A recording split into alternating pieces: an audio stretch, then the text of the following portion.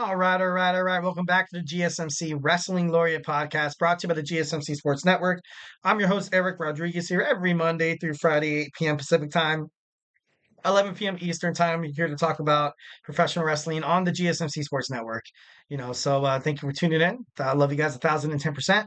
So yeah, let's go ahead and talk about our next segment. Obviously, kind of reiterating what we talked about. We talked about our WWE NXT review. We talked about our AEW Dynamite preview, and we also talked about the New Day. Breaking up some potential storylines, maybe some failures. What WWE has to do to kind of make this breakup make sense. So make sure you check out those videos on the YouTube page on the GSMC Sports Network as well as the podcasting network. So yeah, 1,010%. Let's go ahead and move on. We have our segment for we're talking about under the Triple H Paul Levesque era. Obviously, contract negotiations are going to be done differently. You know what I mean? Which is the best thing to do. You know what I mean?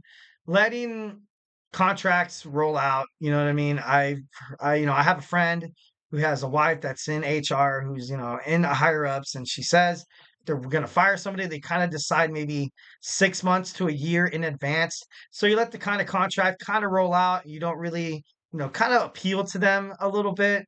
Kind of like, well, not really what's happening with Kevin Owens, because I think WWE did give him an offer.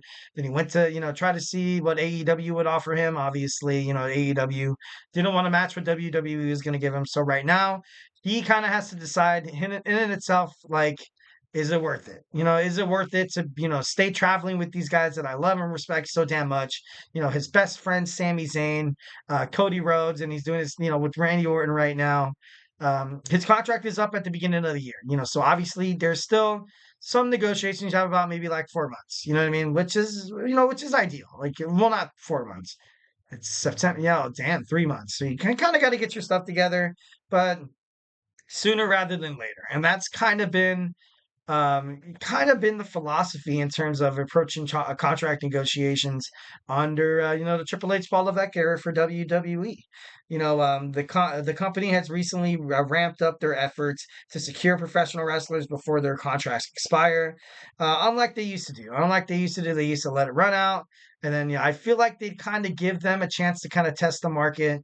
And once again, this is something that WWE obviously has had an advantage of ever since WCW went down, ECW went down in 2000 and in 2001, when you were essentially the only wrestling choice. So it was like, all right, do I take a pay cut or do I disappear off the scene forever? Like, you know what I mean? Or do I go to Ring of Honor or TNA and get paid like, tens of thousands of dollars, where you can be in WWE and make hundreds of thousands of dollars. Like, you know what I mean? Definitely playing in that angle is a little better. Of course, WWE criticizing how Tony Khan approaches his contract negotiations. Obviously, with that Swerve Strickland contract, Will Ospreay, Mercedes Moné, and Kazuchika Okada, obviously, they got paid big bucks. But overall, I feel like WWE, they're kind of doing this to kind of protect their own asses. Like, they could go out to bigger and better things. Like, look at what happened with AEW as soon as Ricochet joined in. Like, it only takes a couple more pieces. It only takes a couple of more pieces for, something, just for people to feel like, of course, there's always in the money aspects in terms of finding a job. In terms of picking a job, if you're testing two companies that you get interviews for and you get accepted about both of them, and you're like, kind of got to weigh the pros and cons a little bit.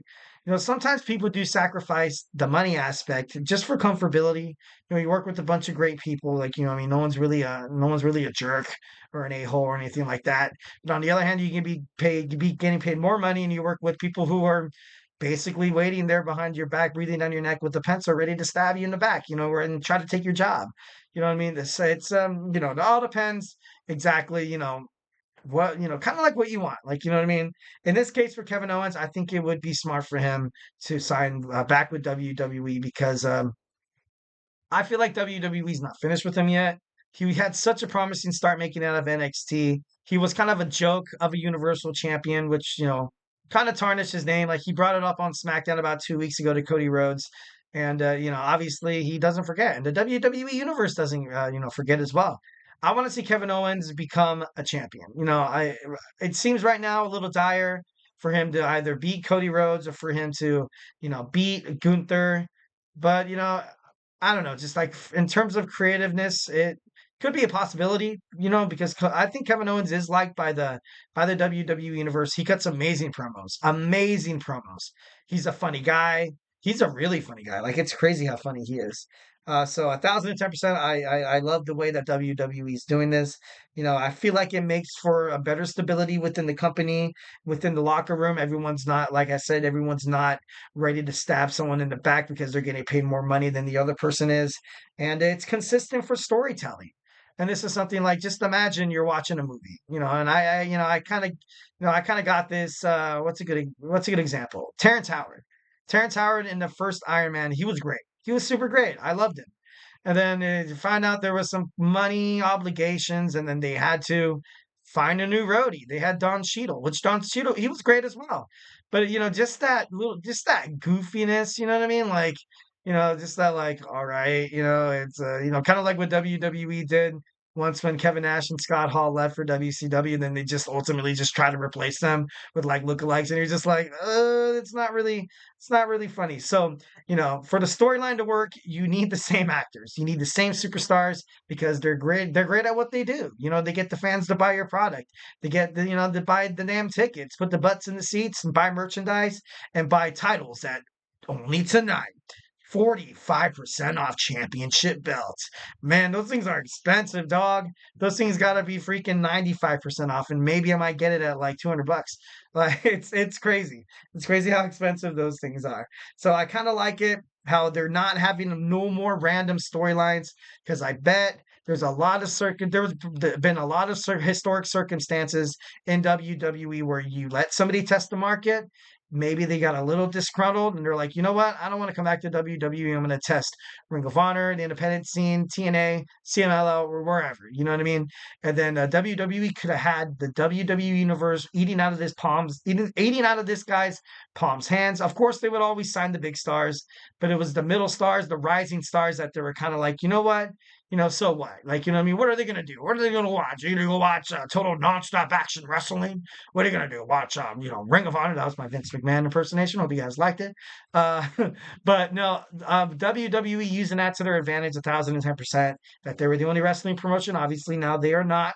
So this could possibly be a huge reason why they are approaching this contract negotiation with such more of a sensitive approach, empathetic. I think it's great. Definitely love it 1,010%. No more random storylines. The company locked down a new deal with Sheamus recently, as reported by PW Insider. WWE has approached the WWE Women's World Heavyweight Champion Liv Morgan, the WWE Champion Nia Jax, and Rhea Ripley. You can't lose those girls. Right now, they are literally the lifeblood of Nia Jax on SmackDown. Liv Morgan, she kind of is, kind of not on Raw. I don't know why I sound like such a hater, and I apologize. Rhea Ripley, the future of Monday Night Raw. She's going to have that show. That's her show.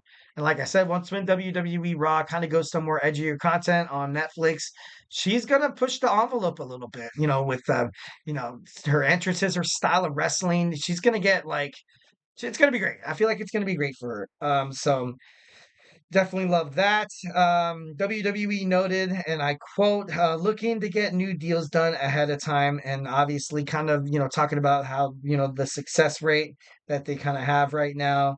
And, they've recently locked down contract with Seth Rollins, Drew McIntyre, Damian Priest, Finn Balor, Chad Gable, and of course, the one recently, Bombshell right here, Randy Orton. So 1,010%. I think WWE is approaching this the best way possible. Something that they probably should have done, but obviously egos are in the room when you see Vincent Kennedy McMahon. I'm just kidding, but anyways, moving on. So now let's go ahead and move on to our fifth and final segment. Something we do every Wednesday. I give you guys my Wednesdays weekly wrestling news updates. So we're gonna talk about that.